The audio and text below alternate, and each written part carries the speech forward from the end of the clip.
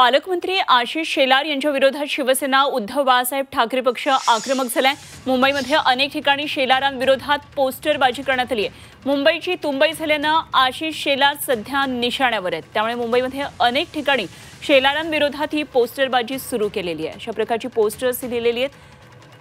तर अखिल अनिल चित्रे शिवसेना राज्य संघटक यांच्या नावे लिहिलेले हे पोस्टर आहे। यामध्ये आशिष शेलार दिसतात आणि मुंबईची कशी तुंबई झाली होती या संदर्भात हे पोस्टर लिहिण्यात आले।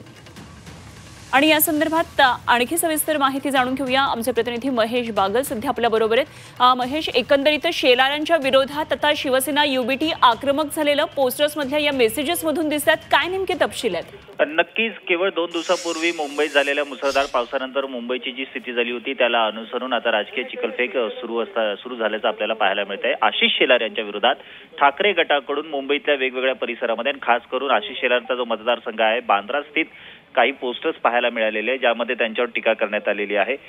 मुंबई महानगरपालिकेची दारं तुम्हाला बंद होती, मात्र तुम्ही लाथाडून त्यामध्ये शिरलेला आहात आणि मुंबईची तुंबई तुम्ही केलेली आहे, अशा प्रकारची टीका आशिष शेलार यांच्यावर ठाकरे गटाकडून करण्यात आलेली आहे। एकंदरीत पाहता मुंबई महानगरपालिकेच्या आगामी निवडणुका या तोंडावर आलेल्या आहेत, त्याच्याबद्दल आता तयारी सुरू झालेली नाही। अशातच मुंबईत जो पाऊस झाला आणि त्यानंतर मुंबईची जी स्थिती झाली, मुंबईतल्या भूमिगत मेट्रोमध्ये जे पाणी शिरलं होतं त्यानंतर आदित्य ठाकरेंनी जी टीका केली होती त्यानंतर आणखीन एक टीकास्त्र आशिष शेलार यांच्यावर ठाकरे गटाने सोडलेलं आहे। ते पोस्टरच्या माध्यमातून आपल्याला पाहायला मिळतंय। अगदी खरे, आणि आशिष शेलार सुद्धा निश्चितच या टीकेला उत्तर देतील। नेहमीच उद्धव बाळासाहेब ठाकरे पक्षावर तुटून पडणारे आशिष शेलार आता या पोस्टर्सला नेमकं काय उत्तर देतात हे बघणं महत्त्वाचं ठरणार आहे। धन्यवाद महेश, दिलेल्या सगळ्या सविस्तर तपशिलांसाठी।